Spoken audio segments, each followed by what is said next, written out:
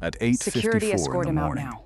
a police This is officer a asked mistake. Caleb Hart to step You threatened outside my staff. Meridian Hope Children's I just Hospital. need help. His 7-year-old daughter, Emma, stood behind him with both hands wrapped around a worn brown teddy bear. 2 security guards were blocking the lobby doors. Reporters were recording from the edge of the room. And less than 4 minutes later, the CEO was supposed to sign away the hospital's children's treatment wing. Caleb did not shout. He did not fight. He only looked at the young CEO across the lobby and said, "You're calling the police on the wrong person." Madison Vale looked away. That was when Emma turned toward the blank stone wall above reception. She stared at it like something was missing. Then she whispered, "Daddy." Mommy said her name used to be here. An old doctor stopped walking, the CEO froze, and the man holding the sale agreement tightened his hand around the folder because he knew exactly whose name the little girl had just said. 23 minutes earlier, nobody in that lobby had looked twice at Caleb Hart.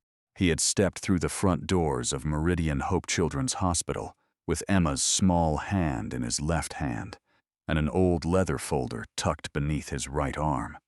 The lobby was already crowded. Reporters stood near the glass entrance, checking microphones and adjusting cameras. Board members in dark suits moved across the marble floor like people who had already decided the day belonged to them.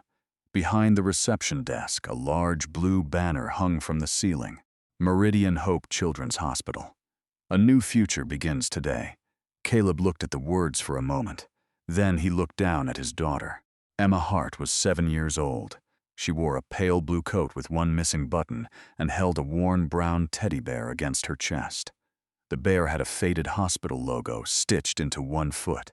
Its left ear had been repaired twice with white thread. Emma had not let go of that bear since the day she left this hospital alive.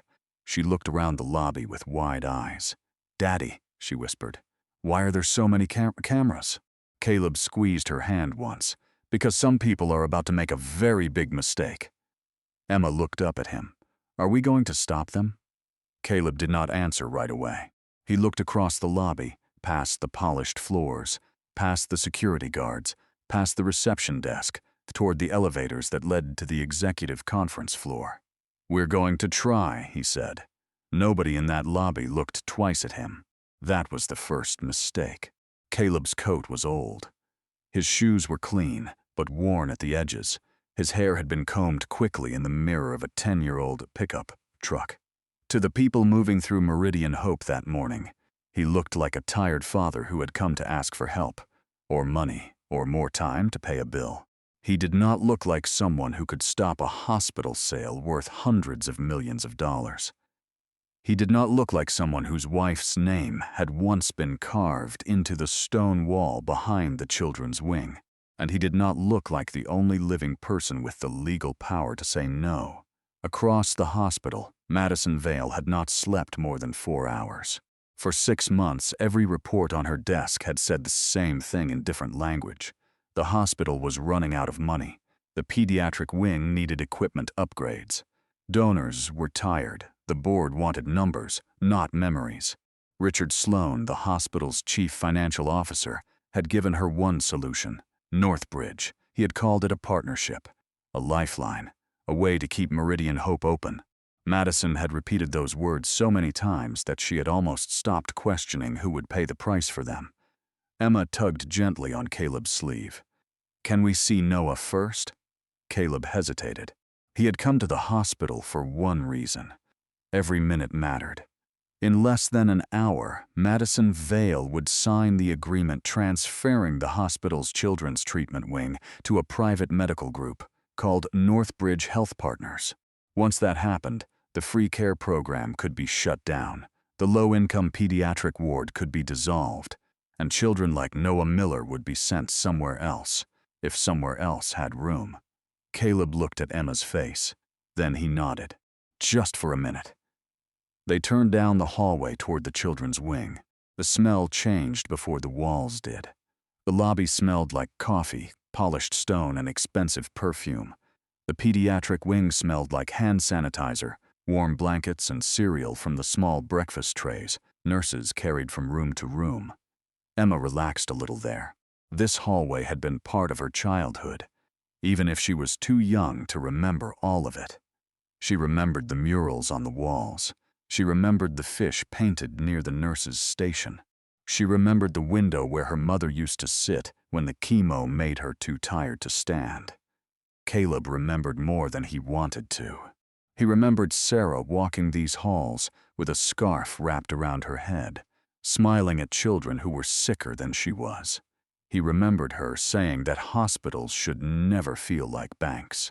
He remembered the day she placed her hand over his and told him that if she could not stay, then at least this place could. "Dad," Emma said softly. Caleb blinked, coming back to the present. At the far end of the hallway, Noah Miller sat in a wheelchair beside the vending machines. He was 6 years old, thin in the way sick children sometimes become thin, with a red knit cap pulled low over his ears. His mother, Rachel, knelt in front of him, tying one of his shoes. Noah saw Emma and smiled. "Emma!" Emma ran to him. Caleb watched them together. Emma showed Noah the bear. Noah lifted one hand and touched the stitched logo on its foot. "My mom said I might get my treatment next week," Noah said. Emma looked back at Caleb. "Daddy, he still gets to stay, right?" Rachel stood slowly. She looked exhausted, but she tried to smile. "Mr. Hart," she said, "they told us there might be changes, but nobody will say what that means." Caleb's grip tightened around the leather folder. "What did they tell you exactly?" Rachel looked toward the nurse's station, then lowered her voice. "They said the charity program is under review, that if the new owners take over, Noah's case may have to be transferred." Noah looked from his mother to Caleb. "Transferred means another hospital?" Rachel brushed her fingers over his cap. "Maybe, sweetheart, but Dr. Bennett said this place knows my lungs."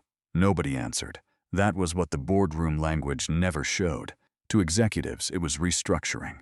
To investors, it was asset optimization.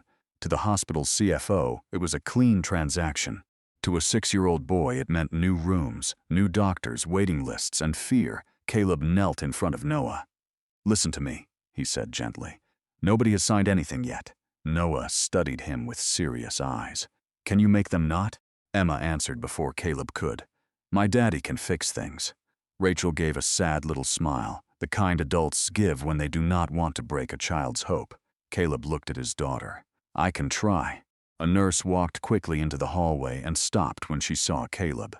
For 1 second, her face changed. There was something familiar about the way he checked Noah's breathing without touching him. The way his eyes moved from the boy's color to the oxygen monitor, then to the chart clipped beside the chair. It was not how ordinary parents looked. It was how doctors looked. "Can I help you?" she asked. Caleb stood. "I need to speak with Madison Vale." The nurse's expression tightened. "Do you have an appointment with the executive office?" "No." "Then you'll need to go through reception." "I already know what reception will say." The nurse looked at the folder under his arm. "Is this about billing?" Caleb shook his head. "It's about the sale." The nurses went still. Rachel's eyes moved to the folder. Caleb did not open it, not yet. He looked once more at Noah, then at Emma. "Stay close." They returned to the lobby. By then, the crowd had grown. A podium had been placed near the center of the room. Behind it stood a row of flags, hospital executives, and a large display screen showing the words, "Partnership Announcement." 9 a.m.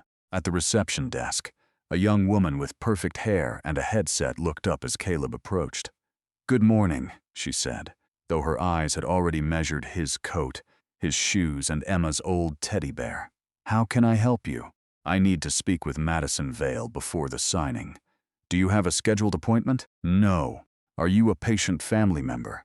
Caleb glanced down at Emma. "Yes, but that's not why I'm here." The receptionist's professional smile thinned. "Mr. Hart, Caleb Hart." She typed the name. Nothing useful appeared on her screen. "I'm not showing an appointment under that name." "You won't?" "Then I'm afraid Ms. Vale is unavailable." Caleb placed one hand on the leather folder. "She needs to see this before she signs anything." The receptionist looked at the folder as if it might contain a complaint form. "You can leave documents with administration." "No," Caleb said. "I can't." His voice was calm. That seemed to bother her more than anger would have. A man in a tailored suit nearby glanced over, then another. Within seconds, a small pocket of attention formed around Caleb and Emma. The receptionist lowered her voice. "Sir, this is a private event. I understand. If this is about financial assistance, patient accounts is on the second floor." "It's not about money. Then what is it about?" Caleb looked past her, toward the podium where the signing ceremony would happen. "It's about ownership." The receptionist stopped typing. Emma moved closer to her father's leg. The woman behind the desk looked at him differently now, not with respect, with concern. "Please wait here." She picked up the phone. Caleb knew from the first 3 words she said that she was not calling Madison Vale. She was calling security. Emma looked up at him. "Daddy?" Caleb placed his hand lightly on her shoulder. "It's okay." But across the lobby, 2 security guards had already turned toward them, and above the podium the screen changed.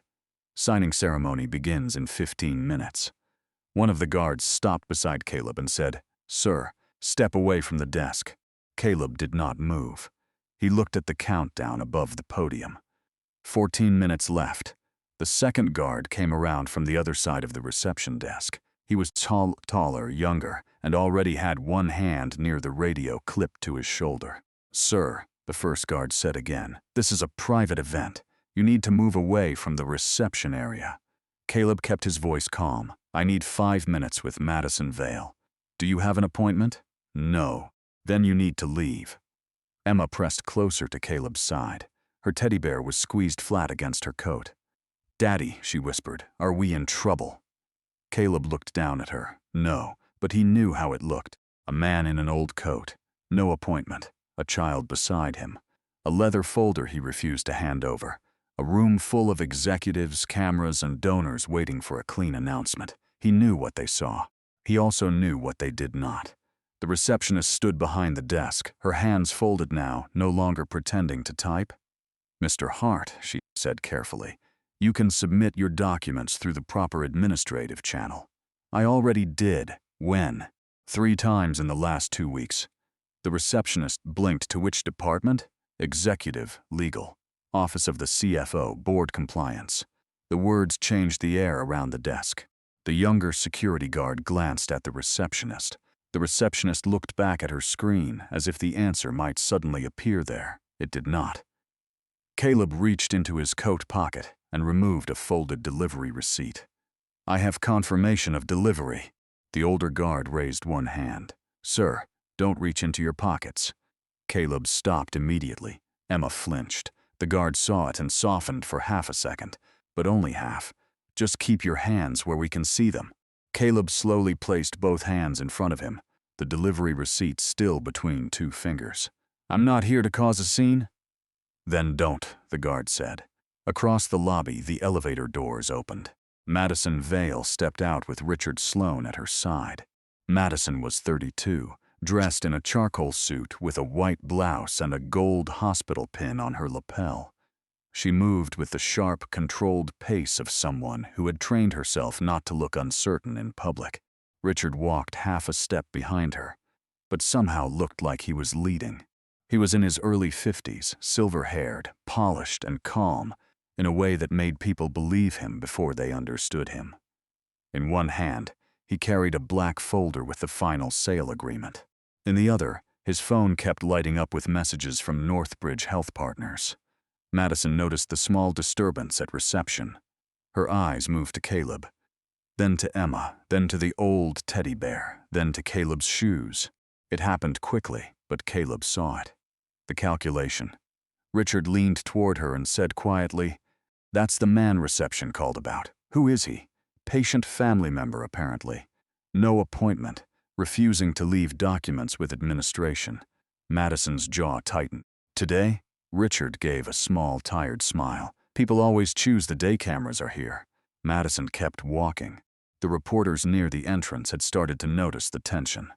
One camera operator turned slightly. A donor's wife stopped mid-conversation. A board member near the podium looked annoyed. Madison hated disorder. Not because she disliked people, because disorder was expensive. One bad clip could undo 6 months of messaging. One ugly hallway video could make donors hesitate. One rumor could give the board another reason to question whether she was too young for the job. She reached the reception desk. "Mr. Hart," she said. Caleb turned toward her. "Madison Vale, I'm the CEO of this hospital." "I know." Richard stepped beside her, his expression polite but watchful. Madison looked at the guards. "What's going on?" Caleb answered before they could. "I've been trying to reach your office for 2 weeks. Your team has ignored 3 legal notices. You are about to sign a sale agreement for the children's treatment wing. You need to stop before you put your name on that contract." The words were direct, too direct. Several people nearby stopped pretending not to listen. Madison's face changed, but only slightly. Richard spoke before she could. "This is exactly what I warned you about," he said. "Last-minute interference." Caleb looked at him. "I'm not interfering. I'm notifying." Richard smiled as if Caleb had just proven his point. "Notifying whom? The reception desk? A public lobby with reporters 10 feet away?" Caleb held up the folded delivery receipt. "Your office received formal notice. My office receives dozens of claims every week. Not like this." Madison looked at the receipt, but she did not take it. "What exactly are you claiming?" Caleb glanced at Emma. Her eyes were fixed on Madison, trying to understand whether this woman was someone who could help them or hurt them. Caleb lowered his voice. "I'm saying this hospital does not have the legal right to sell that wing without my consent." For 1 second, nobody spoke. Then Richard laughed softly, not loudly, not cruelly enough for the room to call it cruel, just enough to make Caleb look smaller. Madison heard it and let it stand. "That wing belongs to Meridian Hope," Madison said.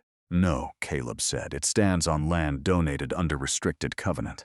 The sale violates the original deeds." Madison's eyes narrowed. "Are you an attorney? No, a board member? No, an investor? No. Then why would your consent matter?" Caleb held her gaze. "Because my wife gave you the land." The sentence landed strangely, not hard enough to shock the room, not clearly enough to be believed. Madison looked at Emma again. The child's teddy bear, the missing button on her coat, the tired father, the old folder. In another moment, on another day, Madison might have asked one more question, but Richard leaned in. "Madison, the signing starts in 12 minutes. She did not look away from Caleb. Richard continued, quieter now. "Northbridge is watching. The board is watching. If we let an unscheduled visitor hijack this ceremony, they'll read it as instability." Caleb said, "If you sign that contract, instability will be the least of your problems." The older security guard shifted forward. Richard's expression sharpened. "Was that a threat?" "No," Caleb said. "It was a warning. To the CEO of a children's hospital." Richard said, turning slightly low, others could hear, "during a private transaction event." Caleb understood what Richard was doing. He was not answering the claim. He was changing the shape of it. From legal notice to disruption. From father to threat. From truth to behavior. Madison felt the room watching her. She felt the board members near the podium. She felt the camera that had turned too far in their direction. She lowered her voice. "Mr. Hart, today's agreement has been reviewed by hospital counsel, external counsel, financial advisors, and the board." Then someone hid the wrong document from all of them. Richard's eyes hardened. Madison looked offended now, not because she knew Caleb was wrong, because he had said it in public. "You walk into my hospital without an appointment," she said, minutes before a major announcement, and accused my leadership team of hiding documents. "I'm asking you to verify before you sign. You're asking me to stop a transaction that keeps this hospital alive." Caleb looked toward the children's hallway. "No, I'm asking you not to save the hospital by abandoning the children it was built for." For the first time, Madison's expression flickered. That sentence reached her. Richard saw it immediately. He stepped in before the moment could grow. "Mr. Hart, do you know how many pediatric programs are closing because people confuse sentiment with solvency?" Caleb did not answer. Richard continued. "This partnership keeps doors open. It protects jobs. It modernizes care. But people like you hear the word sale and assume cruelty because it is easier than understanding the numbers." Emma looked up sharply. "My daddy understands numbers." A few people heard her. Richard glanced down at the child, then back at Caleb. Madison's face tightened again. Children in adult conflicts made her uncomfortable. She had seen parents use them before. She had seen cameras turn sympathy into leverage. That was her second mistake. She thought Emma had been brought there as a shield. She did not understand Emma had been brought because school was closed, because Caleb had no one else to watch her, and because there had been no time left. Madison turned to the guards. Escort Mr. Hart away from the event area. Emma's hand tightened around Caleb's. Caleb said, "Madison's, listen to me." Her eyes flashed. "You don't get to use my first name like we're in a negotiation." "You are in a negotiation. You just don't know it yet." Richard gave Madison a look that said, "There, that is enough." The older guard stepped closer. "Sir, come with us." Caleb did not resist. He simply held the folder closer under his arm. "I'll leave the lobby when your legal counsel reads the deed. You can send it through administration," Madison said. "No chain of custody matters." Richard shook his head. "Convenient." Caleb looked at him. "You know exactly why it matters." For the first time that morning, Richard's polished calm cracked, only for a second. But Caleb saw it. Madison did not. The younger guard reached for Caleb's elbow. Emma stepped between them. "Don't touch him." The guard froze, surprised by the child's small voice. Caleb gently moved Emma behind him. "It's okay," he said. But it was not okay. People were fully watching now. A woman near the podium whispered, "Is that a patient's father?" Another said, "Security should have handled this before guests arrived." A man in a navy suit muttered, "This is embarrassing." Madison heard the word embarrassing. It struck exactly where Richard needed it to. She looked at Caleb one last time. All she saw was a man turning her clean announcement into a public problem. She did not see Sarah Hart's signature inside the folder. She did not see the restricted covenant. She did not see Noah Miller sitting in the children's hallway, waiting for a treatment slot that might vanish by noon. She saw a threat to control, and she chose control. "Remove him from the lobby," Madison said. The older guard took Caleb by the arm. Emma cried out, "Daddy!" For the first time that morning, Caleb's hand shook, only once. He closed it around the folder before anyone noticed, then looked down at his daughter. "I'm right here." The leather folder slipped halfway from under his arm. He caught it before it fell, but one corner opened just enough for a single page to slide loose and land face down on the marble floor. Emma bent to pick it up. The younger guard blocked her with his leg, not hard, but enough. "Stay back, sweetheart." "I'm not, sweetheart," Emma said, crying now. "That's my mommy's paper." Madison heard the words, "my mommy's paper." Something in them almost stopped her. Almost. Richard stepped beside her and said under his breath, "Please handle this before it becomes the story." Richard did not raise his voice. That was what made him dangerous. He never pushed hard enough to look cruel. He only placed pressure exactly where people were already afraid, and Madison was afraid of losing control. The screen above the podium changed again. "Signing ceremony begins in 10 minutes. The guards moved Caleb toward the side doors. Not fast enough to look violent, but fast enough for everyone to understand he was no longer being treated like a guest. Emma followed behind them, crying now, still clutching the old teddy bear to her chest. "Daddy, wait!" Caleb turned his head. "I'm right here, Emma." The older guard tightened his grip. "Sir, keep moving." "I'm not resisting," Caleb said. "Then walk." Across the lobby, Madison stood near the podium, trying not to look like she was watching. But she was watching. Everyone was watching. The hospital lobby had changed in less than 3 minutes. What had been a clean corporate event now have a center no one could ignore. A single father being escorted away, a little girl crying after him, and a leather folder that security seemed more afraid of than the man carrying it. Richard stepped close to Madison. "This is becoming the story," he said quietly. Madison's eyes stayed on Caleb. "He said his wife gave us the land." Richard exhaled, patient and disappointed. "Madison, desperate people use whatever language gives them leverage." He had delivery receipts, which can mean anything. A letter, a complaint, a billing dispute, a grievance. You know how many families try to stop administrative changes once they hear the word restructuring. Madison said nothing. Richard lowered his voice further. If we let him delay this ceremony, Northbridge walks. If Northbridge walks, the emergency credit line closes. If that closes, payroll becomes a question in 6 weeks. That landed. Not because Madison was heartless, because Richard knew exactly where fear lived inside her. Near the side doors, Caleb stopped. The younger guard moved in front of him. "Sir, outside. I need to remain inside until my attorney arrives." "You don't get to decide that." Caleb glanced at the countdown, 9 minutes. "My attorney will be here before the signing."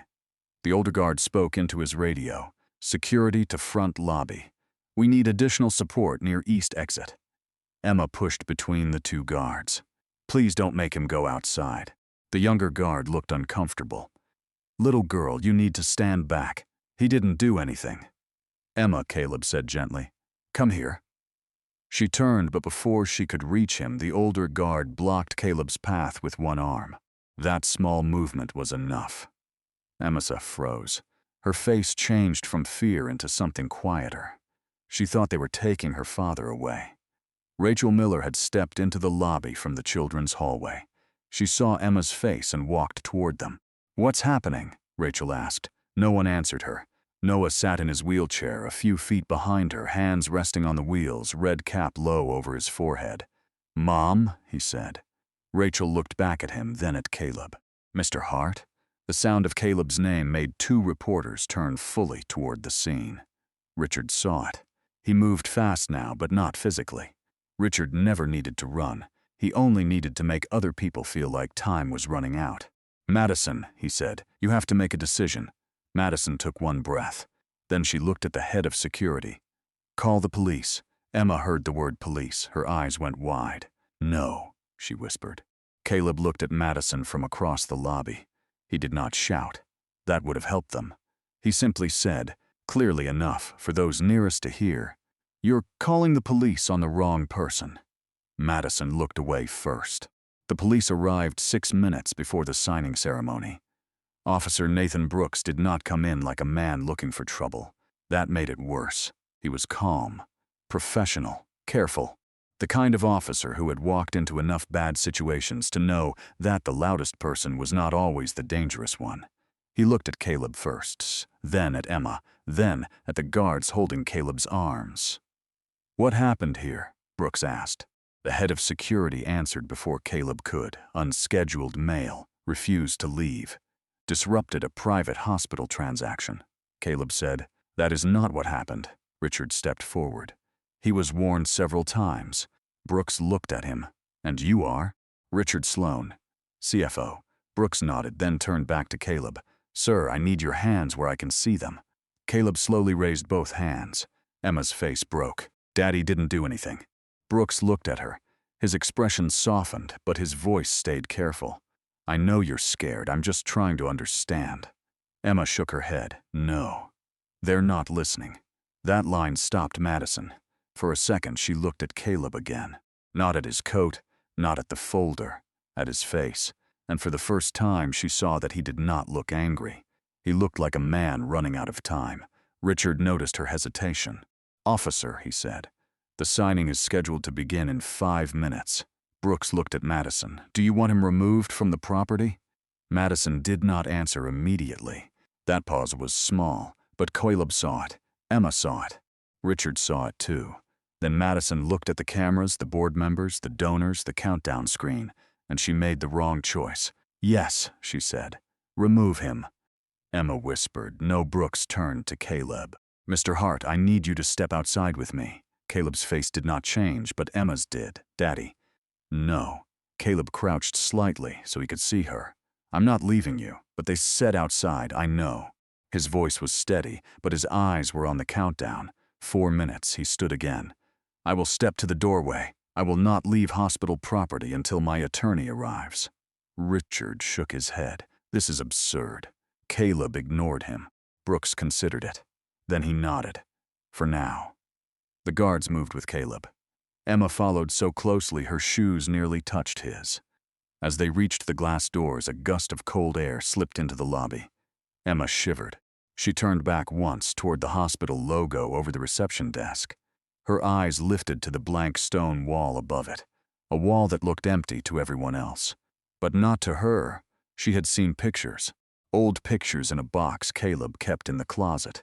Pictures of her mother standing beneath that wall, smiling weakly, with one hand on her stomach and the other on the carved letters that used to be there.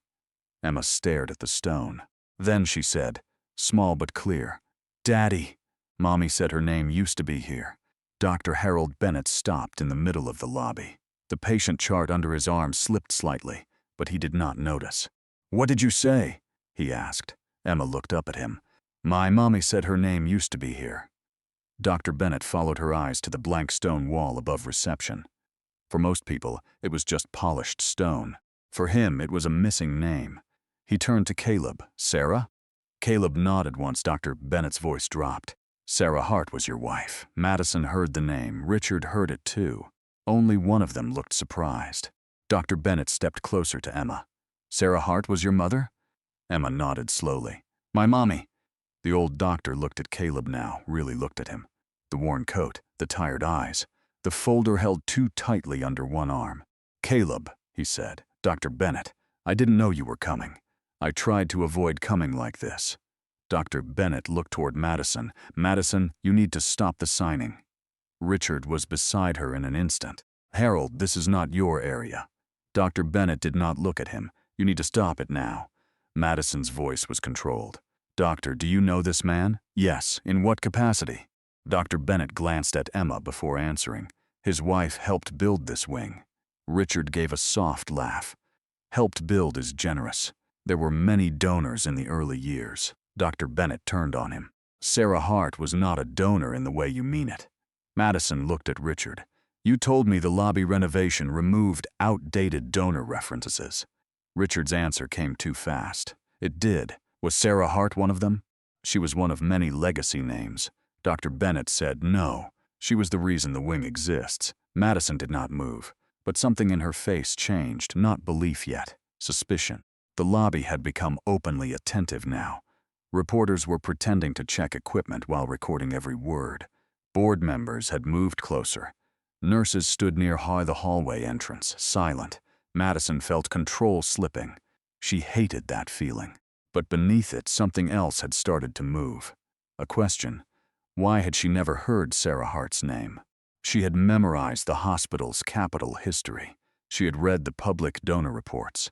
She had seen the plaques in the old wing and the archived presentation decks Richard had given her during onboarding. Sarah Hart had not been in them. Or if she had been, Madison had not been shown. Dr. Bennett pointed toward the blank stone wall above reception. Her name was there.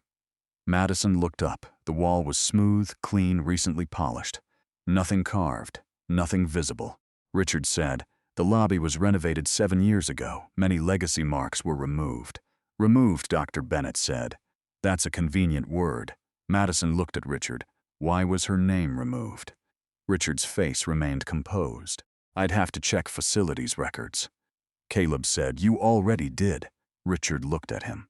Caleb continued, "Your office requested the removal file last month."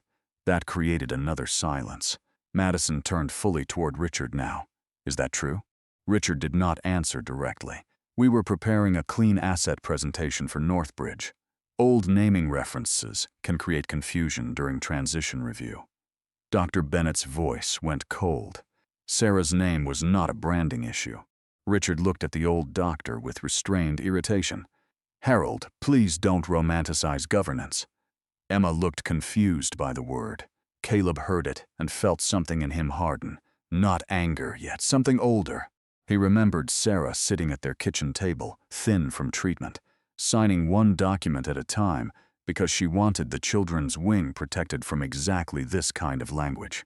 Governance, transition, asset. Words people used when they did not want to say what they were taking. Officer Brooks stepped closer to Madison. "Mrs. Vale, I need to ask, is there a legal dispute here?" Madison did not answer. Richard did. "No, there is an emotional claim being presented as a legal one." Caleb looked at Brooks. "My attorney will answer that." Richard checked his phone. The ceremony begins in 2 minutes. Madison looked at the countdown. 2 minutes. Then at Caleb. Then at Emma. Then at Dr. Bennett, whose face still carried the kind of certainty that could not be manufactured. Madison said, "I want legal counsel on the phone." Richard immediately replied, "Already tried. They're in the conference room upstairs with the board." "Then get them down here." "There isn't time." Caleb said, "There's only no time if you choose not to make it." Madison's eyes snapped back to him.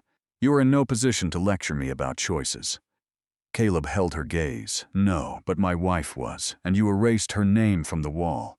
That hit harder than Madison expected. Not because she believed him fully, because Emma was looking at the blank wall like something had been stolen from her.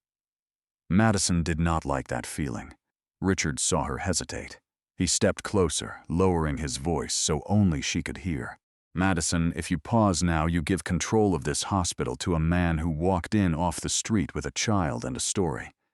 Madison whispered back, "And if he's right?" Richard's eyes sharpened. "He isn't." "How do you know?" "Because if he were, legal would have stopped this months ago." It was the perfect answer. Clean, reasonable, institutional, and false. But Madison did not know that yet. The large display above the podium changed. "Signing ceremony begins now." A soft chime sounded through the event system. The reporters straightened. The board chair looked impatient. A media coordinator at the side of the room gestured urgently toward Madison. Richard extended the black folder toward her. "Madison." For one moment, the whole room seemed to ask her who she was going to believe. The CFO who had guided her through 14 months of crisis, or a tired father with an old folder and a crying child. Madison reached for the black folder. Caleb saw it. Emma saw it. Dr. Bennett said, "Madison, don't." But Madison's fingers touched the folder. Then the main entrance doors opened again. A woman in a navy coat stepped into the lobby carrying a hard-sided document case in one hand and a phone in the other. She moved with the calm of someone who knew exactly what every second was worth. "Madison Vale?" she called. Madison turned. The woman crossed the lobby without waiting for permission. "I'm Eleanor Price, counsel for the Hart Family Trust and the Sarah Hart Restricted Deed." Richard Sloane looked at Emma, then at the blank wall, then at Caleb's folder. For the first time that morning, his hand tightened around the sale agreement. Not because he was confused, because he knew exactly whose name the little girl had just said. Eleanor looked at Caleb, then at Officer Brooks, then at the guards. Her expression did not change, but her voice cut cleanly through the room. "Why is my client being detained?" Brooks said. "Mom, we're assessing." "No," Eleanor said. "You are holding the living guardian of the deed that built this hospital, while the hospital attempts to execute a sale that requires his consent." No one moved. Eleanor placed her document case on the reception counter. Then she looked directly at Madison. "If you sign that agreement before reviewing this deed, you won't be announcing a partnership today. You'll be creating evidence." The live feed light on the nearest camera turned red, and Madison Vale finally let go of the black folder. The signing ceremony did not begin. For the first time all morning, Richard Sloane did not have the room moving at his pace. Madison stood beneath the bright hospital lights with the black sale folder in her hand, and Eleanor Price's warning still hanging in the air. "You'll be creating evidence." It was not loud. It did not need to be. Madison looked at the live camera, then at the reporters, then at the board members waiting near the podium.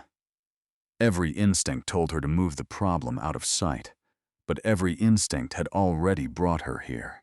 She closed the folder. "Conference room," she said. Richard turned sharply. "Madison, now."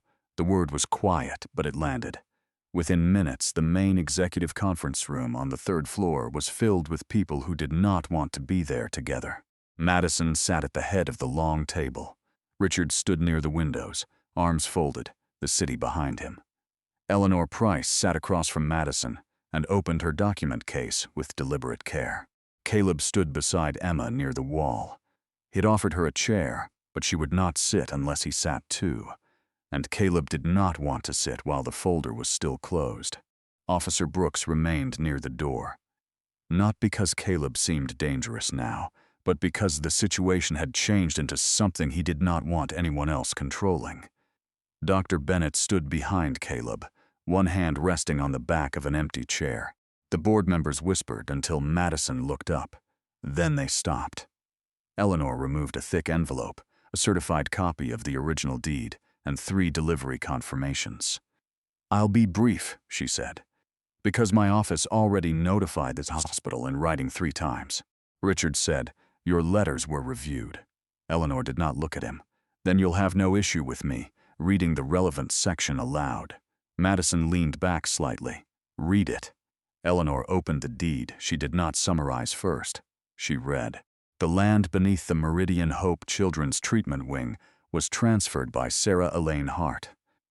Emma looked down at her bear. Eleanor continued, "For the exclusive purpose of pediatric treatment, rehabilitation, and medically necessary care for minors." Dr. Bennett closed his eyes. "For the protection of low-income and charity care access." Rachel Miller, standing near the doorway with Noah, covered her mouth. Then Eleanor turned the page. "Any sale, transfer, lease conversion, service discontinuation, or commercial repurposing of the protected wing requires written consent from the surviving Hart family guardian." She stopped. The room understood, but she finished anyway. "That guardian is Caleb Hart." No one looked at Caleb the same way after that. The board chair slowly removed his glasses. One board member leaned back as if distance could change what he had just heard. Madison did not move at all. Only Richard looked down, and that was what Caleb noticed. Not surprise, not confusion, recognition. Richard Sloan had known. A board member frowned.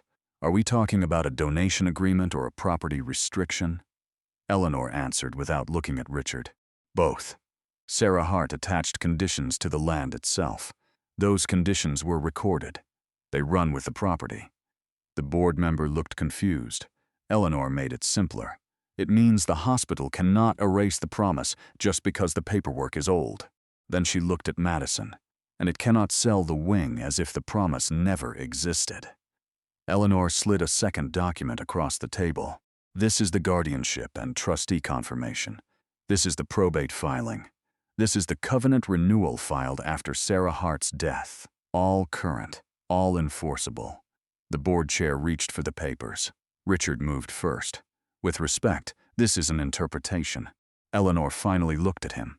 "No, this is a recorded deed. You're overstating the scope. I'm reading the clause. The transaction does not sell land directly. It transfers operational management and long-term service rights." Eleanor opened another tabbed page. "The clause includes lease conversion, service discontinuation, reclassification, and commercial repurposing." Richard said nothing. Madison heard the silence. It was the loudest answer he had given all morning. She looked at him. "You told me the children's wing was clear for transfer." Richard's jaw tightened. "Based on the asset structure presented by counsel. Did counsel see this deed?" Richard did not answer quickly enough. Eleanor placed 3 delivery receipts beside the deed. "My office sent formal notice to Executive Legal, Board Compliance, and the CFO's office. All were received. None were answered." Madison picked up one of the receipts. Her eyes stopped on the signature line, "Richard." He said, "That was received by staff." "Your staff. My office receives thousands of documents." Caleb spoke for the first time, "Not with my wife's name on them." Richard turned toward him. "Mr. Hart, I respect what your wife wanted, but hospitals cannot survive on sentiment." Caleb looked at him. "No, but they shouldn't survive on fraud either." Richard's face changed. Only for a second, but Madison saw it. Eleanor looked around the table and simplified it. "Let me put this plainly. Sarah Hart did not just donate money. She donated the land under the children's wing with conditions attached.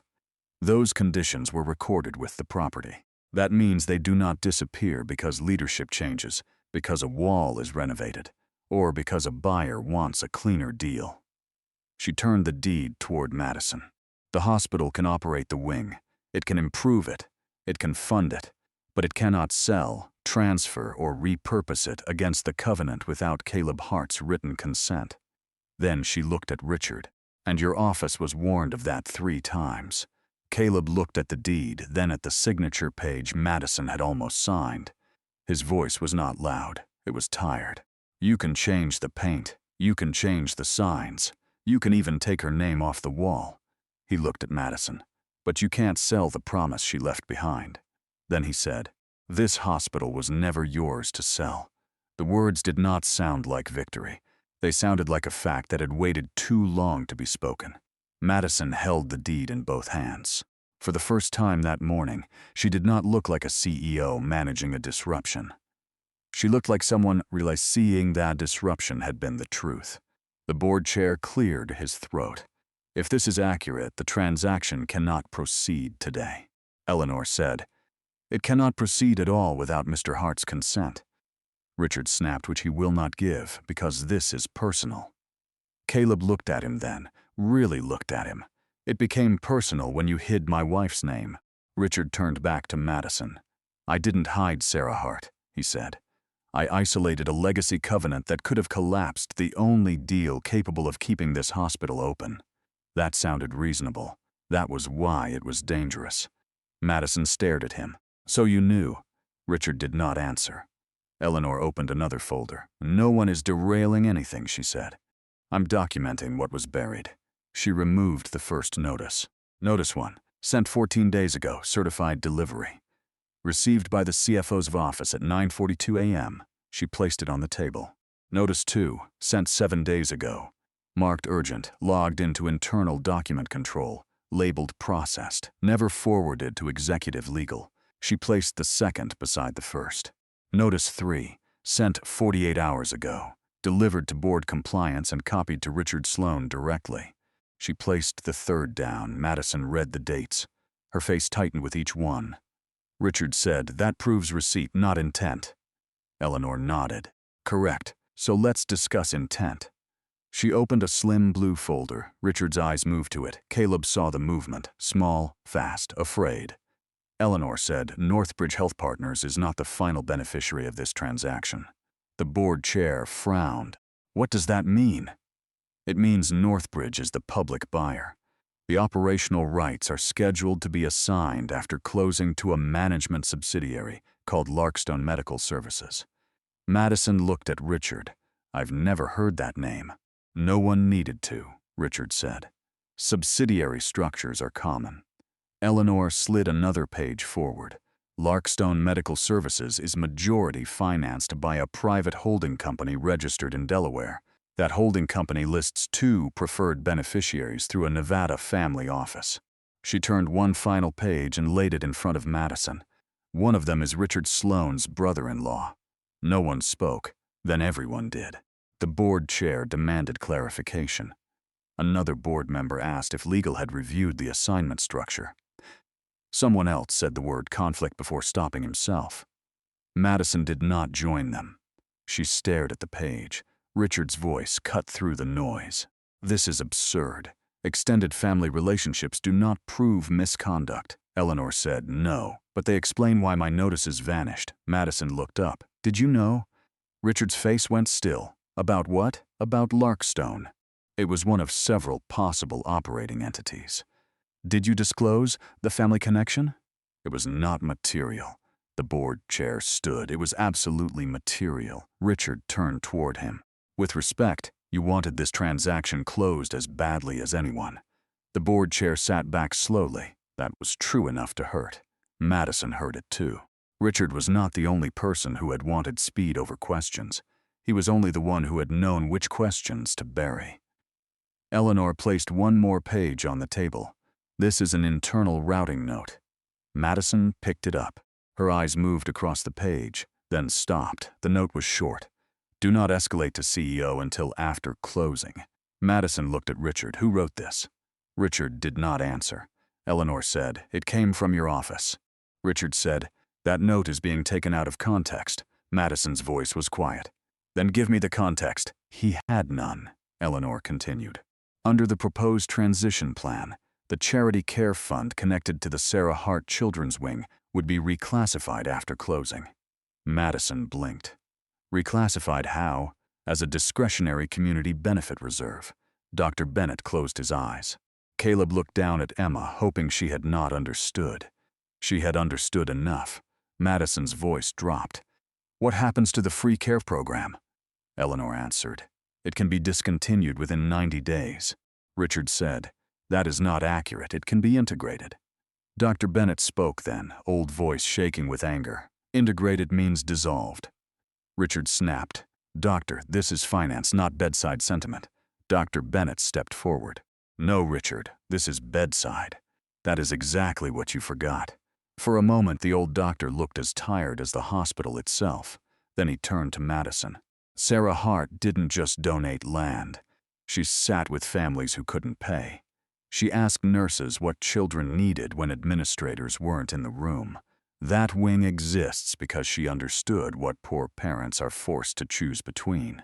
Emma whispered, "Mommy did that?" Caleb bent slightly. "Yes. Why didn't they remember her?" That question was not meant for the room, but it reached everyone. Madison's eyes moved to the blank wall in her mind. The polished stone, the missing name, the clean asset presentation. She turned back to Richard. "Did you remove Sarah Hart's name from the lobby materials?" Richard's face hardened. Brand consistency required simplification. Madison repeated it, almost disbelieving. "Brand consistency." Richard leaned forward. "You are letting them turn this into a morality play. Hospitals close when leaders choose symbolism over solvency." Caleb spoke quietly. "Hospitals lose their soul when leaders call children symbolism." The room stilled again. Richard looked at Caleb with open contempt now. "And what would you know about running this hospital?" Dr. Bennett answered before Caleb could. "He knows more than you think." Caleb looked at him. "Harold." But the doctor continued. "Caleb was a pediatric surgeon before Sarah got sick. He helped design parts of the early recovery program in that wing." Madison turned to Caleb. "You were a doctor?" Caleb's jaw tightened. "A long time ago." "Why didn't you say that?" "Because it shouldn't have mattered." That sentence hit Madison harder than the answer. It should not have mattered. He should not have needed a title to be heard. He should not have needed credentials to avoid being dragged through a lobby. He should not have needed his dead wife's deed to be treated like a person.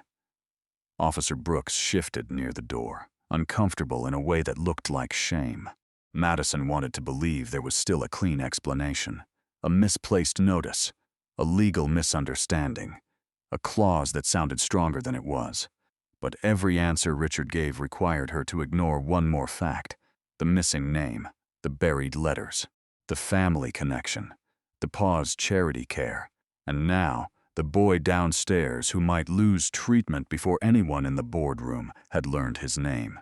For the first time that morning, Madison understood that speed had not protected the hospital. It had protected Richard. Eleanor closed the folder. The transaction cannot continue. But there is another issue.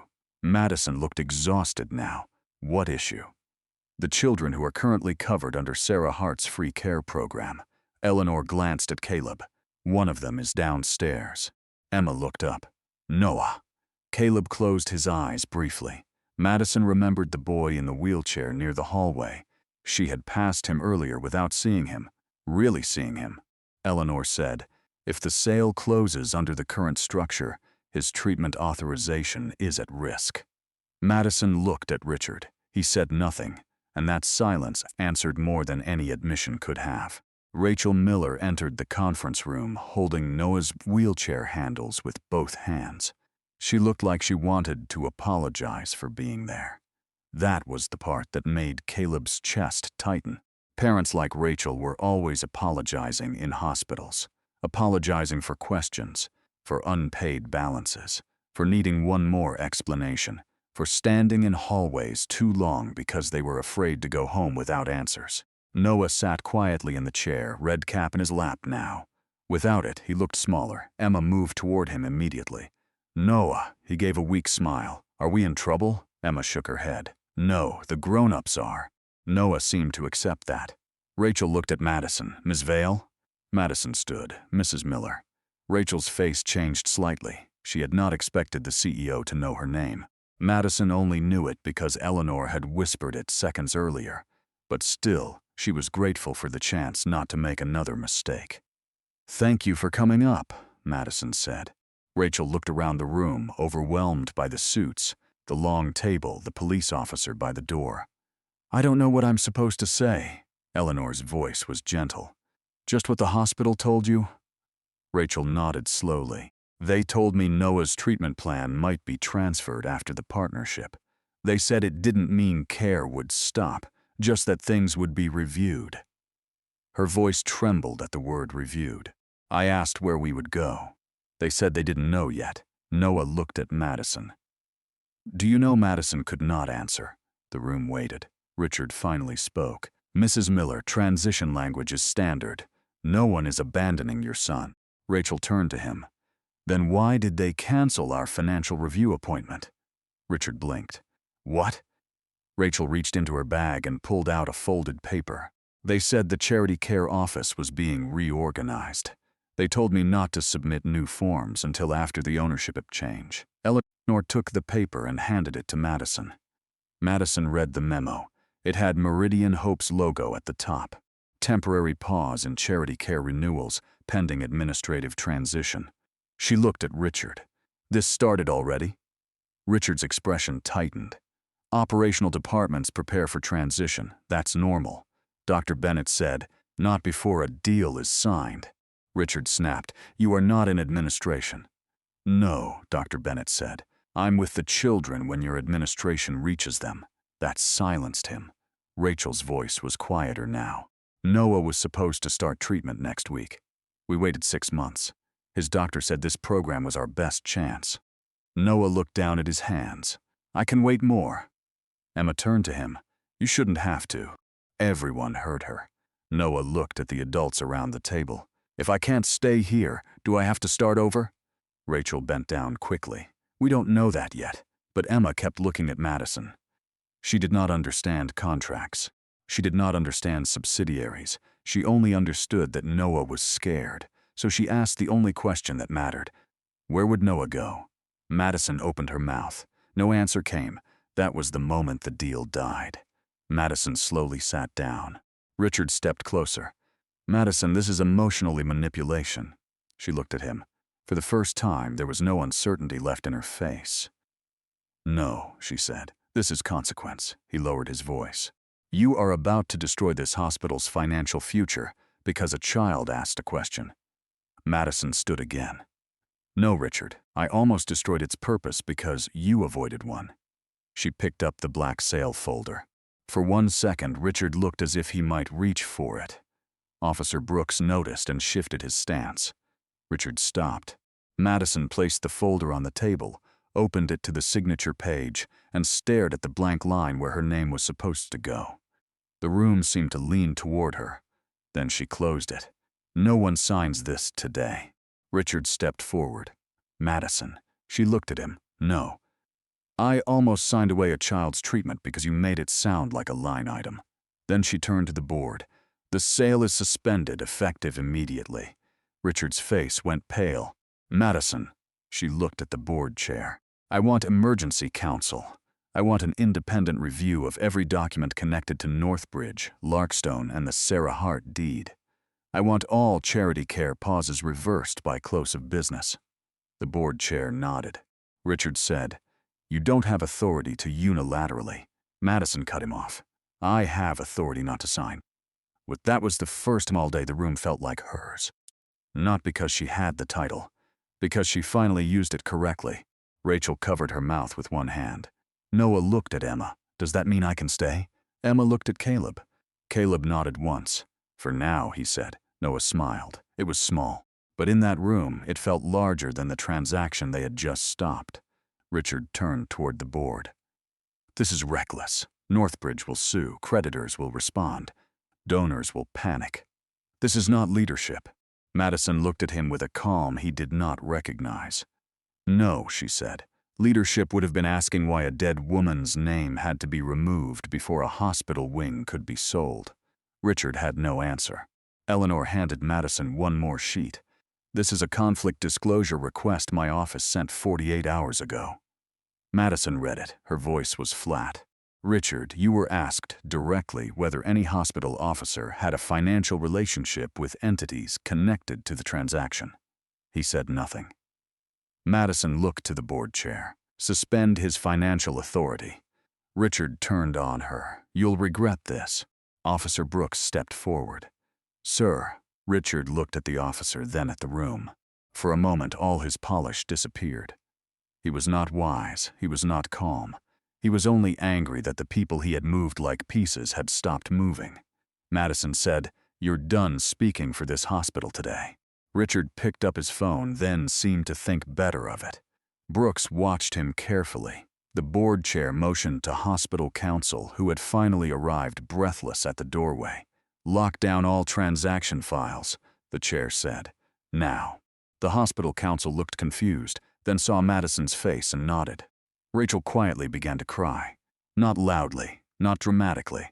Just the kind of crying that happens when a parent has been holding fear in both hands for too long and someone finally takes a piece of it away. Noah reached for her. Emma watched them, then leaned into Caleb's side. Daddy, she whispered. Did we stop them? Caleb looked at Madison. Madison looked at the deed on the table, then at Emma. Yes, Caleb said softly, for today. But Madison knew today was not enough, and so did Caleb. The promise Sarah Hart had left behind had been saved from one signature. Now it had to be protected from every signature that might come after it. Richard Sloan was removed from financial authority before noon. He was not dragged out. Caleb noticed that. No one grabbed his arms in front of his family. No one frightened his child. No one treated him like a threat because his clothes looked wrong, or because his voice was inconvenient. He left with hospital counsel beside him, his face tight, his phone sealed in a clear evidence bag, after Officer Brooks advised the board to preserve all communication related to the transaction. As Richard passed Caleb, he stopped. This hospital will bleed cash without that deal. Caleb looked at him. Then save it honestly. Richard's mouth tightened, but he said nothing else. When Richard left, Nancy spoke for several seconds. The silence felt less tense than before. Officer Brooks approached Caleb. Mr. Hart. Caleb turned. The officer removed his cap. I owe you an apology. Caleb glanced at Emma. Brooks looked at her too. I should have asked more questions before I let this go as far as it did. Emma studied him. Are you still taking my daddy?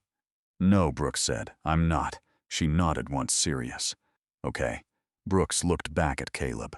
You have grounds to file a complaint about the call and the way this was handled. Caleb was quiet for a moment. He looked at Emma's teddy bear, at Noah beside his mother, at the deed on the table. Not today, he said. She's seen enough. Brooks accepted that with a small nod. Madison heard the exchange. It made her feel worse, not better. Caleb could have used the moment to punish them. Publicly, legally, personally. He had every reason. Instead, he chose his daughter's peace over his pride. Madison had mistaken him for powerless. She understood now that restraint was its own kind of power. She walked toward Emma and stopped a few feet away. Then she lowered herself to one knee. The room noticed. So did Caleb. Emma held the teddy bear under her chin. Madison did not reach for her. She did not smile too quickly. She did not try to touch the child's shoulder. She kept her hands folded in her lap. I scared you, Madison said. And I was wrong. Emma looked at her father. Caleb gave her space. Emma looked back at Madison. Are you still selling it? No, the kids can stay? Madison swallowed. Yes. Emma nodded once. That was all. For Madison, it was enough.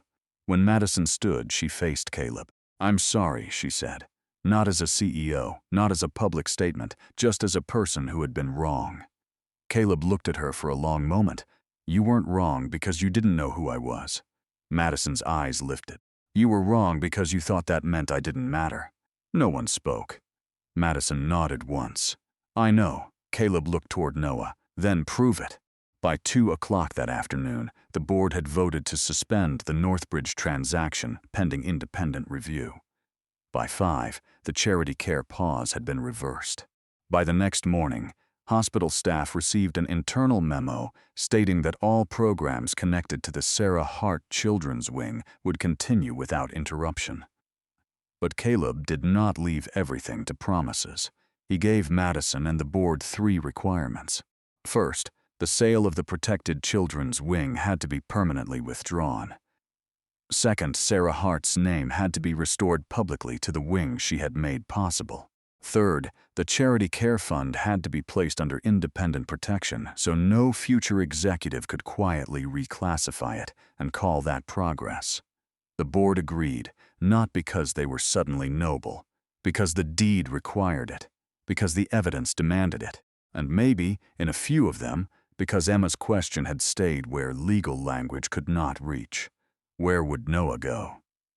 3 months later, Meridian Hope Children's Hospital held a small ceremony in the main hallway outside the pediatric wing.